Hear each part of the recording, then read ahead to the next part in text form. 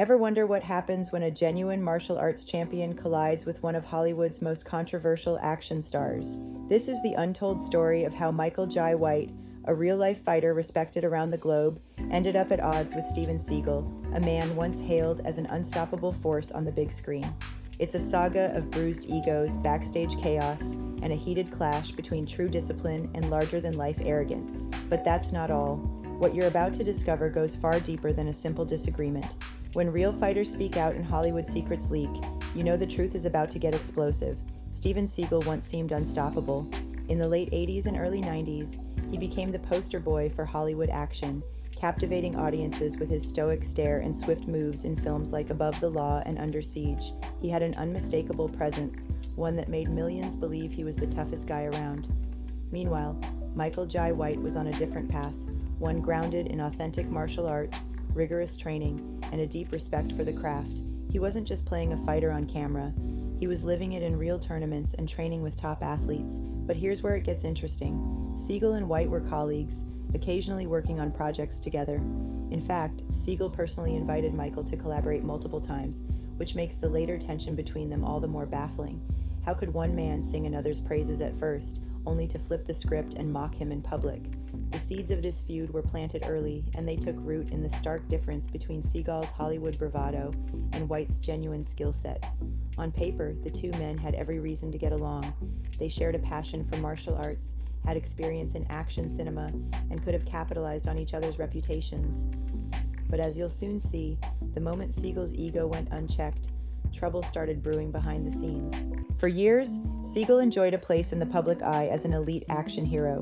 Even when rumors of his difficult behavior surfaced, fights with co-stars, bizarre incidents on set, he managed to preserve an image of tough guy invincibility.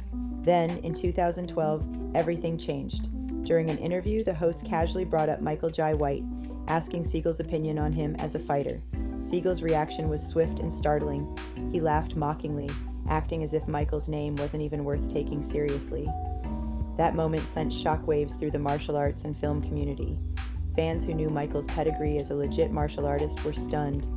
Why mock someone whose skills you once relied on? It seemed like a personal slight, and it cracked open the door for Michael Jai White to reveal his own perspective.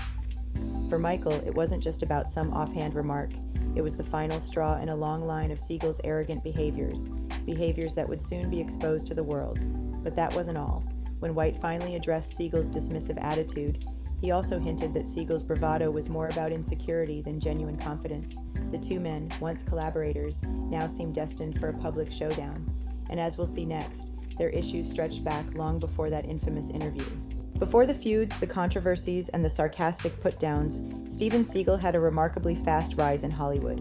He initially drew attention as the first American to run an Aikido dojo in Japan. That accomplishment brought him a certain air of authenticity, especially in an era when martial arts were just beginning to captivate mainstream Western audiences. He transformed that aura into big-screen success, debuting in Above the Law and sealing his reputation as a fresh, edgy action star with Under Siege. Yet there was another side. Stories started emerging about Seagal's attitude on set. Some said he acted more like a tyrant than a teammate. Old-school Saturday Night Live veterans called him the worst host in the show's history. Others accused him of physically harming stunt performers by striking them harder than necessary.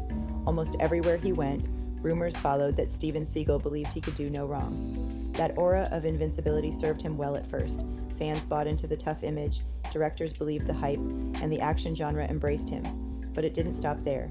As the years wore on, the shine began to wear off.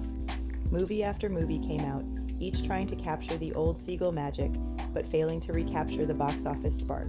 So, in 2001, when his star was fading and his once dominant box office pull had eroded, Seagal looked for a major comeback. The vehicle for that grand return? A star-studded action film called Exit Wounds. This is where Michael Jai White enters the picture in a big way. Seagal personally invited him to be part of the film. Yet ironically, this collaboration would lead to stories of Seagal's on-set problems reaching a boiling point. By the time cameras were rolling, Seagal's reputation was already bruised. Little did anyone know, the drama on that set would leave permanent scars. Exit Wounds had all the ingredients for a blockbuster. Big names, a solid budget, and an audience that still remembered Seagal's glory days. Producers even cast DMX, capitalizing on his huge popularity at the time. Michael Jai White was there too, bringing real martial arts expertise. The stage was set for a thrilling action extravaganza, but behind the scenes, trouble was brewing. According to cast and crew, Seagal behaved like a dictator on set. He had a habit of throwing real punches during fight scenes, injuring stunt performers who expected only choreographed moves. One by one, stories leaked out. Seagal had allegedly pushed stuntmen through glass, twisted DMX's arm until it popped, and insisted on last-minute changes that made filming even more dangerous. Tensions skyrocketed when a veteran stuntman tragically lost his life in a separate on-set accident. With morale plummeting and everyone already on edge, the cast began to view Seagal not just as difficult, but as a genuine liability. Meanwhile, Michael Jai White had no interest in being overshadowed by an egotistical co-star. He was, and still is, respected by MMA champions and martial artists worldwide. He didn't need to fake his skills. As filming dragged on, the friction between him and Seagal intensified, especially when rumors emerged that Seagal was belittling his colleagues in private conversations. By the time they were scheduled to film their climactic fight scene, Michael says that various crew members had practically encouraged him to accidentally put Seagal in his place. The atmosphere was so toxic that people wanted to see Seagal knock down a peg, literally.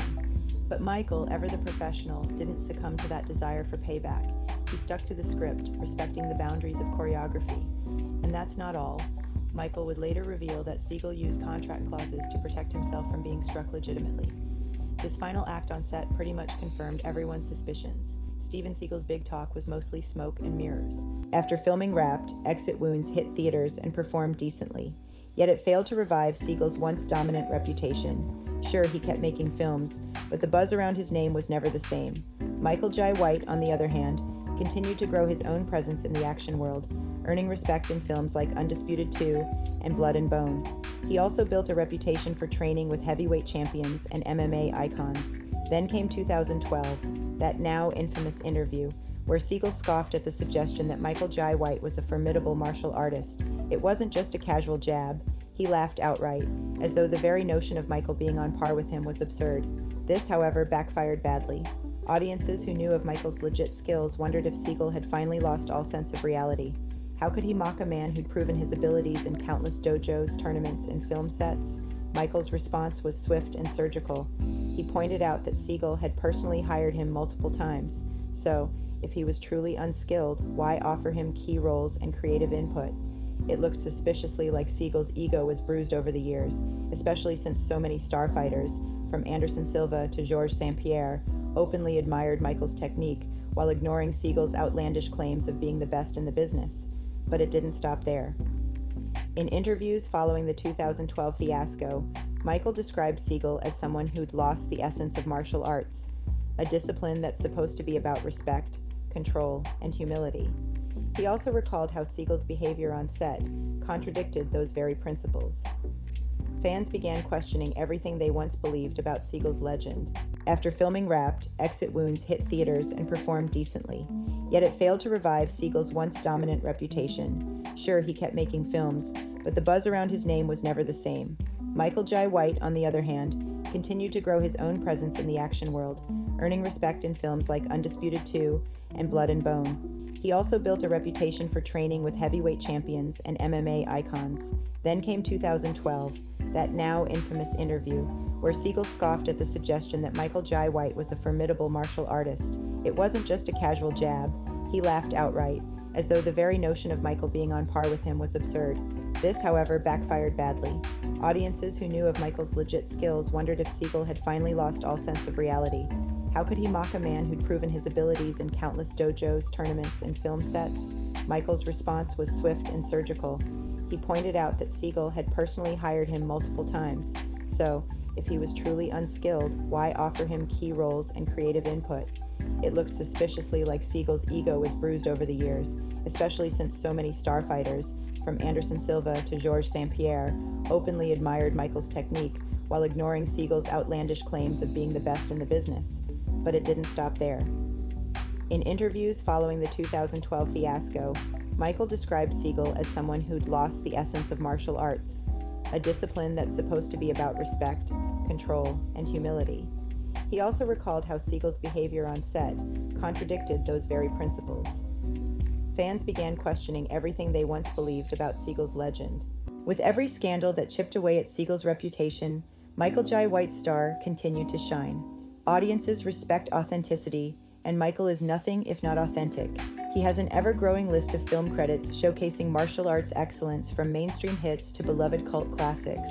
He's trained with legends, shared knowledge openly, and upheld the core tenets of discipline and mutual respect, exactly what many martial artists believe in wholeheartedly. But here's the real kicker. Even after all the disrespect and tension, Michael has generally refrained from petty name-calling. Sure, he's called out Seagal's hypocrisy and questioned his inflated sense of self, but he's also expressed pity. He sees Seagal as a man who lost his way, someone who forgot that martial arts is about humility, not just personal glory. Seagal, on the other hand, seems stuck in a loop. Each new project is overshadowed by the public's memory of his bad behavior. Each public appearance sees him doubling down on his questionable alliances. He tried apologizing to Michael once, claiming he'd been influenced by manipulative interviewers. Michael wasn't buying it. To him, Seagal's apologies felt more like survival tactics than genuine remorse. Still, one can't ignore the impact Steven Seagal made on the film industry in his early years. He introduced a new style of action that drew on Aikido's fluid, efficient movements. He was once credited with bridging Eastern martial arts and Western audiences. Some fans argue that the man deserves credit for those achievements. Yet the question remains, how much does that early success matter when his later career is plagued by accusations of violence, arrogance, and, worst of all, racism? So, what do we take away from this tumultuous saga of two martial artists on a collision course? One side features a man whose rise to fame once seemed unstoppable, but it all came crashing down under the weight of burned bridges, real injuries on set, and an ego that overshadowed any initial charm he brought to the industry. On the other side stands Michael Jai White, an actor with genuine martial arts credentials who upholds the values of respect and humility, even when confronted by a once mighty star trying to diminish him. The story of Michael Jai White and Steven Seagal isn't just about two action stars who don't get along. It's a cautionary tale about how pride can destroy even the most successful careers, and how true martial arts, at its core, demands a higher standard of behavior. In the end, Michael stands vindicated, celebrated by fans and fellow fighters for his skill and authenticity. Steven Seagal, meanwhile, appears trapped in a world of his own making, far from the Hollywood spotlight where he first rose to power, and constantly haunted by rumors that continue to chip away at his legacy. But here's the final question for you. Can Steven Seagal ever rebuild the respect he once held, or is his reputation too far gone to salvage? Let us know what you think. The rise and fall of Steven Seagal might serve as a lesson for anyone chasing fame without humility, and as a reminder that genuine talent, rooted in hard work and respect, endures far longer than any inflated ego ever could.